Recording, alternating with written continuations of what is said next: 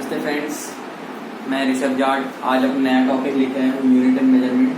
ठीक है फ्रेंड्स, तो ज़्यादा देर ना करते हुए मैं अपनी वीडियो को चालू करता हूँ। तो आप मेरी वीडियो को देखते रहिए और सब्सक्राइब करना मत भूलिए। ठीक है फ्रेंड्स, तो हम चालू करते हैं आज का हमारा टॉपिक यूनिट एंड मेजरमेंट।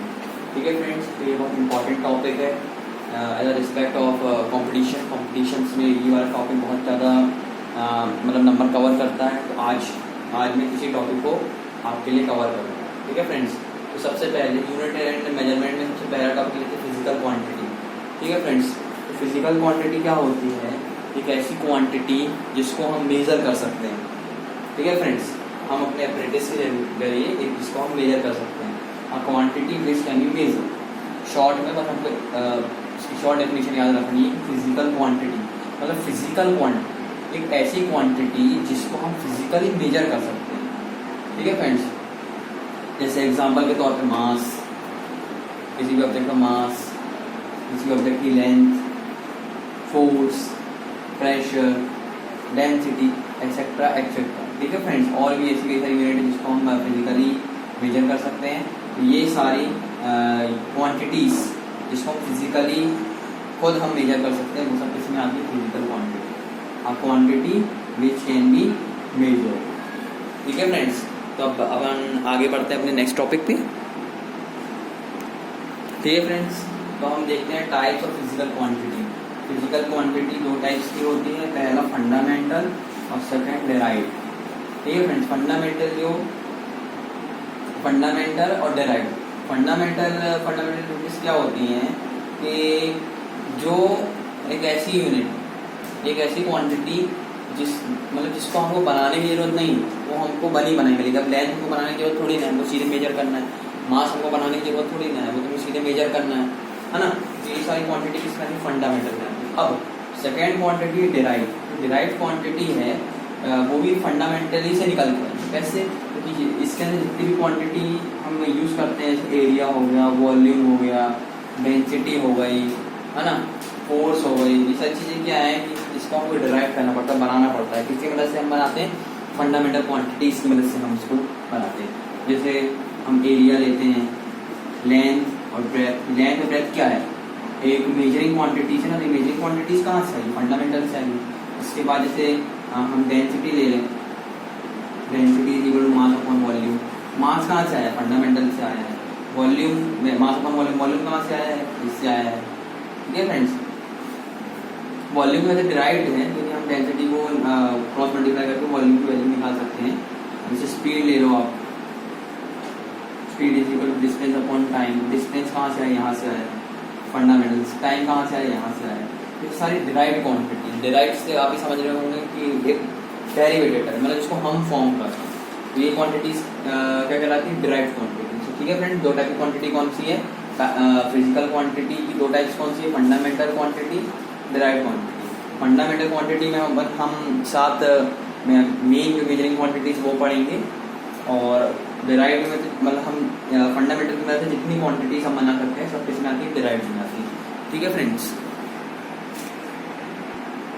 ठीक है फ्रेंड्स, तो यहाँ पर एक इम्पॉर्टेंट बात हमको और दिमाग में रखनी है अपने, क्या है कि हर एक क्वांटिटी को मेजर करने से पहले हमको ये पता होना चाहिए कि जो उसका मैग्नीट्यूड, मतलब ये क्वांटिटी जो होती है, क्यों से यहाँ क्वांटिटी है, एक क्वांटिटी में दो चीज़ें होती हैं। पहला क्या? इसका मैग्नीट्यूड, और दूसरी इसकी यूनिट। ये आपको दिमाग में रखना पड़ेगा। फिर से जो क्वांटिटीज़ होती हैं उसमें दो मेन चीज़ें होती हैं, एक उसका मैग्नीट्यूड और एक इसकी यूनिट। तो यहाँ मैग्नीट्यूड m है और यूनिट u है। तो हमको दिमाग में रखनी है कोई भी यूनिट दो चीज़ों से बन के मिलती है, एक उसकी मैग्नीट्यूड और एक उसकी यूनिट। ठीक है फ्रेंड्स, ठीक है फ्रेंड्स, तो यहाँ पर हमने बता दिया कि एक फिजिकल क्वांटिटी दो चीज़ों से बन के मिलती है, उसका मैग्नीट्यूड और उसकी यूनिट। मतलब मैग्नीट्यूड मतलब उसकी न्यूमेरिक वैल्यू। जैसे एग्जांपल के तौर पे हम लें डिस्टेंस, किसी भी अगर हम मान लो डिस्टेंस लेते हैं, डिस्टेंस फॉर एग्जांपल जैसे 2 किलोमीटर। अब यहाँ 2 क्या है? उसकी न्यूमेरिक वैल्यू, और किलोमीटर क्या है? यूनिट। तो ये क्या हो गया? इसका मैग्नीट्यूड। और ये किलोमीटर क्या होगा? उसकी यूनिट। कोई भी यूनिट आप ले लो, अगर आप वेट लेते हो, जैसे आपने बोला 1 kg, केजी यूनिट है और 1 यहाँ पर मास है। ठीक है फ्रेंड्स, मतलब हर एक यूनिट में दो चीज़ें होती ही हैं। पहली क्या, उसका मैग्नीट्यूड मतलब न्यूमेरिक वैल्यू, और सेकेंड क्या, उसकी यूनिट, है ना फ्रेंड्स। ठीक है, अब हम बढ़ते हैं अपने आगे नेक्स्ट टॉपिक। ठीक है फ्रेंड्स, अब हम पढ़ेंगे सिस्टम ऑफ यूनिट। तीन तरह के सिस्टम होते हैं यूनिट में। सबसे पहला होता है एफपीएस, सेकेंड होता है सीजीएस, थर्ड होता है एमपीएस। तो एफपीएस क्या है, एफपीएस मतलब फुट, पाउंड और सेकेंड, फुट, पाउंड और second. CGS centimetre, gram, second. MPS metre, kilometre, second. ठीक है फ्रेंड्स, इसकी बेस यूनिट मतलब बेस यूनिट क्या है, ये foot, pound and second. CGS में बेस यूनिट क्या है, सेंटीमीटर, ग्राम और सेकेंड। मीटर में बेस यूनिट क्या है, मीटर, किलोमीटर और सेकेंड। ठीक है फ्रेंड्स, और इसका जो बेस डायमेंशन तीनों यूनिट में क्या है, लेंथ, मास एंड टाइम। तीनों बेस डायमेंशंस को हम यूनिट में देखते हैं। ठीक है फ्रेंड्स, क्या है, लेंथ, मास और टाइम। लेंथ, मास और टाइम, लेंथ, मास और टाइम, लेंथ, मास और टाइम। बहुत शॉर्ट में, बहुत आसान तरीके से मैंने आपको बता दिया है कि तीन तरह की यूनिट्स हैं। कौन कौन सी, foot, foot pound second, centimetre gram second और मीटर किलोमीटर सेकेंड, मतलब एफपीएस, सीजीएस और एमकेएस। आपको दिमाग में रखनी है तीन तरह की यूनिट है, एफपीएस, सीजीएस और एमकेएस। ठीक है फ्रेंड्स, और इसी बेस यूनिट क्या है, foot pound second, centimetre gram second, metre kilometre second. और बेस डायमेंशंस क्या है इसके, लेंथ, मास और टाइम। इतना ही सब आपको दिमाग में रखना है। ठीक है फ्रेंड्स, हम अब आगे बढ़ते हैं एसआई यूनिट की तरफ, मतलब वो सारी यूनिट जो इंटरनेशनली एक्सेप्ट की गई है। ठीक है फ्रेंड्स, ठीक है फ्रेंड्स, तो अब हम क्या पढ़ना है, इंटरनेशनल सिस्टम ऑफ यूनिट। मतलब इंटरनेशनल सिस्टम ऑफ यूनिट्स हम क्या समझते हैं, SI unit, international system, system of international ऐसा बोल सकते हैं। मतलब वो सारी यूनिट्स, मतलब ये इंटरनेशनल यूनिट्स क्या होती हैं फ्रेंड्स, कि जैसे हम अपने यहाँ यूनिट जैसे लेंथ हो गया, लेंथ हमको नापना है तो हम मीटर में नाप रहे हैं। लेकिन हो सकता है कि दूसरे देश में से कुछ और हम नाम दिया हो, दूसरे देश में मतलब अमेरिका में इसको कुछ और नाम से प्रोनाउंस करते हो या कुछ अलग यूनिट से इसको करते हो। तो ऐसा ना हो कि अगर हम यहाँ पर अगर लेंथ को अगर हम मीटर में नापते हैं तो हम यही चाहेंगे कि हम फर्दर कंट्रीज में भी उसको उसी यूनिट से हम मेजर करें, जिससे क्या हो फ्रेंड्स कि कभी भी दिक्कत ना जाए। ठीक है फ्रेंड्स, तो कुछ ऐसी यूनिट्स को इंटरनेशनल यूनिट्स का हमने नाम दिया है जो मतलब एक ऐसी यूनिट्स जो ज़्यादातर यूज होती हैं, जिसका हमारा जो डेली का वर्क है वो सब इसी यूनिट्स पे चलता है। ठीक है फ्रेंड्स, ठीक है फ्रेंड्स, तो यहाँ पर क्या है कि वो सारी क्वांटिटीज जो इंटरनेशनली एक्सेप्टेड की गई हैं और जिसका हम ज़्यादातर यूज़ करते हैं अपनी डेली लाइफ में, और लगभग सारी यूनिट्स इन्हीं यूनिट्स से बन के मतलब इन्हीं सारी यूनिट्स की हेल्प से बाकी सारी यूनिट्स बनी हैं। ठीक है फ्रेंड्स, तो आज हम वही यूनिट्स को देख रहे हैं और ये यूनिट्स इंटरनेशनल यूनिट्स आपके एग्जाम्स में पूछी जाती है। ठीक है फ्रेंड्स, तो यूनिट क्या है वो मैं आपको बता देता हूँ। ठीक है फ्रेंड्स, तो मुझे पूरी उम्मीद है कि आपको ये जो कॉन्सेप्ट मैं समझा रहा हूँ बहुत अच्छे से आपको क्लियर हो रहा होगा। अगर आपको डाउट लगे तो कमेंट सेक्शन में डालिए पूछ। ठीक है फ्रेंड्स, अब देखिए 7 तरह की यूनिट कौन कौन सी है। पहली सम सिंबल के तौर पे लिखा जाए तो एस, एम, केजी, के, मोल, सीडी और एम। अभी है क्या, एस यहाँ पर है सेकेंड, और हम सब जानते हैं कि सेकेंड किसकी यूनिट है, टाइम की। एम, एम मतलब मीटर, और मीटर किसकी यूनिट है, लेंथ की। किलोग्राम, किलोग्राम किसकी यूनिट है, मास की। के यहाँ केल्विन के लिए। ठीक है फ्रेंड्स, और ये किसकी यूनिट है, थर्मोडायनेमिक टेम्परेचर। मोल, मोल यहाँ पर क्या है, मोल की यूनिट मोल ही रहती है, और ये किस क्वांटिटी की यूनिट है, अमाउंट ऑफ सब्सटेंस, ये लिखा है amount of substance. CD, CD मतलब कैंडेला, कैंडेला किसकी क्वांटिटी है, ल्यूमिनस इंटेंसिटी की यूनिट है। और ए यहाँ क्या है, एम्पियर, और एम्पियर किसकी यूनिट है, इलेक्ट्रिक करंट की। ठीक है फ्रेंड्स, ये 7 जो क्वांटिटीज है इंटरनेशनली एक्सेप्टेड है। ठीक है फ्रेंड्स, फिर कुछ समय बाद कुछ और डिस्कवरीज हुई और साइंटिस्ट को पता चला यूनिट्स के बारे में, तो उन्होंने 2 क्वांटिटी और फॉर्म की, डिस्कवर की। अब पहले से 7 क्वांटिटी तो इंटरनेशनली एक्सेप्ट हो गई थी, तो बाकी इस 2 क्वांटिटीज को कहाँ रखना चाहिए था, तो इस बात की कन्फ्यूजन हुई। तो फिर उन्होंने सोचा कि 2 क्वांटिटी जो न्यूली डेवलप हुई हैं उनको हम इंटरनेशनल सिस्टम ऑफ यूनिट में रखेंगे, लेकिन इनके साथ तो हम रख नहीं सकते, ये तो पहले बन चुकी थी। तो वो सारी यूनिट्स को हमने एक अलग से नाम दिया सप्लीमेंट्री यूनिट। मतलब सप्लीमेंट्री यूनिट वो कहलाती है जिसको हम अलग से ऐड किया जाता है, मतलब इसको हम अलग से ऐड करते हैं यूनिट्स में। तो इसके बाद में 2 क्वांटिटी और हैं जिसको हम सप्लीमेंट्री यूनिट्स बोलते हैं, उसको मैं इसके बाद क्लियर कर देता हूँ। ठीक है फ्रेंड्स, ठीक है फ्रेंड्स, तो ये 2 यूनिट कौन कौन से, ये 2 यूनिट्स है प्लेन और सॉलिड एंगल। और प्लेन को हम किस सिंबल से नोट करते हैं, RAD, और इसका फुल फॉर्म क्या है, रेडियन। तो प्लेन की यूनिट क्या है, रेडियन। दूसरा सॉलिड एंगल की यूनिट क्या है, स्टेरेडियन। ठीक है फ्रेंड, इसको हम किस सिंबल से नोट करते हैं, ऐसा। अब ये 2 यूनिट्स की जरूरत क्यों पड़ी, ये 2 यूनिट्स की जरूरत इसलिए पड़ी क्योंकि फ्रेंड जो ये 7 क्वांटिटी जो अभी हमने देखी इसके पहले, उस क्वांटिटी की मदद से हम अपने लगभग सभी फॉर्मूलेस को फॉर्म कर सकते हैं, बना सकते हैं। जैसे डेंसिटी, मास अपॉन वॉल्यूम, तो मास आपको वहीं मिल जाएगा, वॉल्यूम मिल जाएगा। ठीक है फ्रेंड्स, लेकिन अगर हमको एंगल निकालना है, एंगल के लिए उस 7 क्वांटिटीज में जानकारी तो दी नहीं है, तो इसी चीज़ को बाद में जब पता लगाया गया कि हमको अगर एंगल निकालना है, उस चीज़ को लेते हुए 2 क्वांटिटी बनाई गई है। ठीक है फ्रेंड्स, तो ये क्वांटिटी का वैसे हेल्प से हम क्या निकाल सकते थे, ये मान लीजिए सर्कल,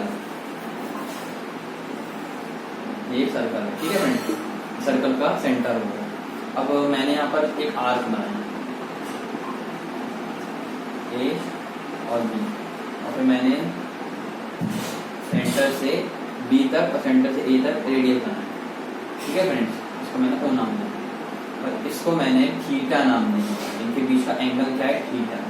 ठीक है फ्रेंड्स, और इस R को मैंने S नाम दिया और इस रेडियस को मैंने R नाम दिया। ठीक है फ्रेंड्स, अब मेरे को बोला गया है कि इसका एंगल निकाल के दो, तो मैं एंगल कैसे निकालूंगा, इसी सारी डिस्कवरीज को लेकर ये 2 यूनिट बनाई गई। जैसे अब जब फर्दर ये यूनिट्स बन चुकी थी तो हमारे पास एंगल निकालने का तरीका मिल गया था। Angle is equal to R upon radius, और यहाँ R क्या है, S, ये R का A से लेकर B तक, और रेडियस क्या है, R और थीटा। इन यूनिट्स में से हम ये भी निकाल सकते हैं। ठीक है फ्रेंड्स, तो आपको समझ में आ गया होगा ये जो मैं समझा रहा हूँ आपको। और जैसे स्टेरेडियन की बात है, तो pi is equal to A upon R square steradian.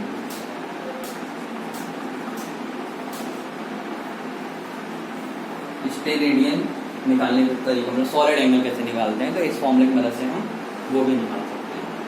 ठीक है फ्रेंड्स, तो हम ज़्यादा देर न करते हुए हम आगे बढ़ रहे हैं अपने नेक्स्ट टॉपिक पे।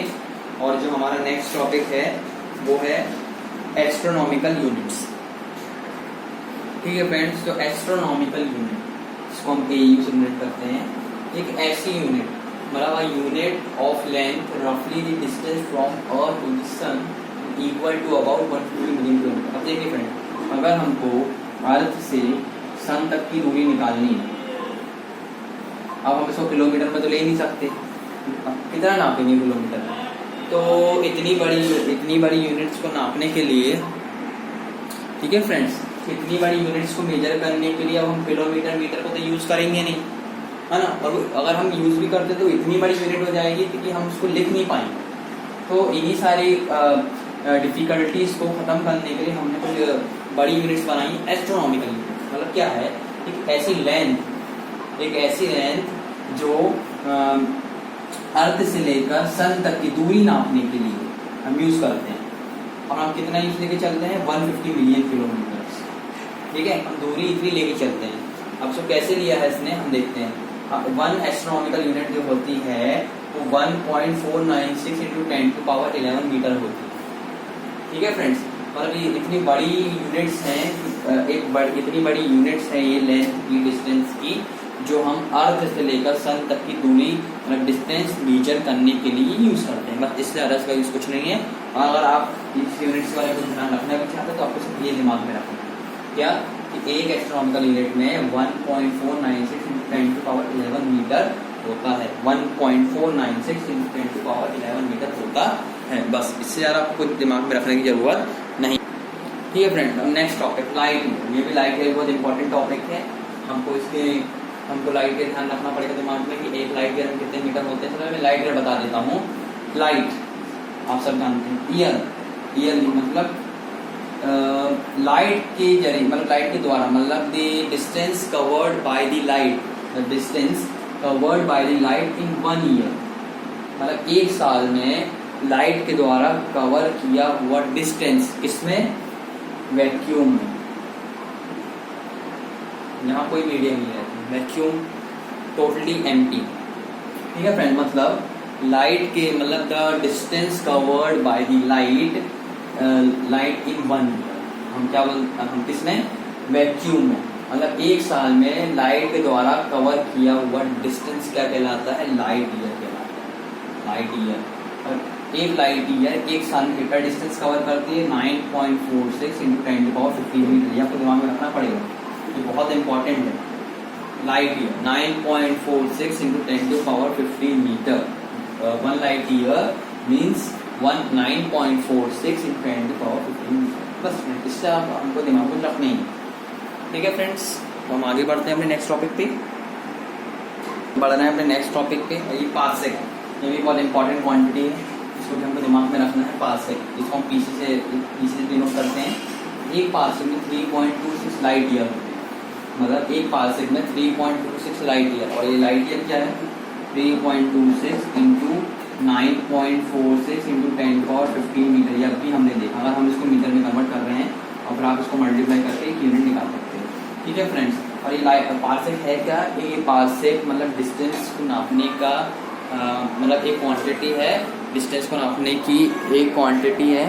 ठीक है फ्रेंड्स, तो डिस्टेंस को नापने का एक एस्ट्रोनॉमिकल ऑब्जेक्ट, मतलब ये मतलब सीधी बात ये बोलें कि लार्ज डिस्टेंस को नापने के लिए किस जगह हम, अगर हमको लार्ज डिस्टेंस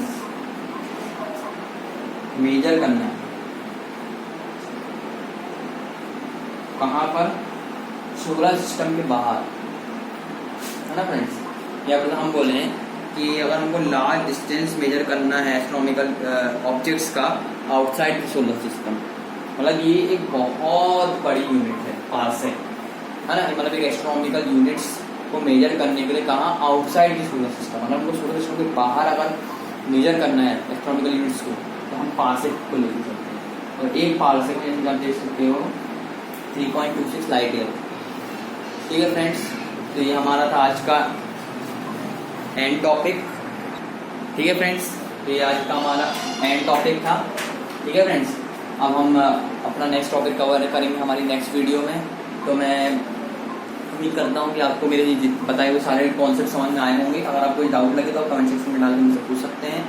ठीक है friends, thank you and have a nice day.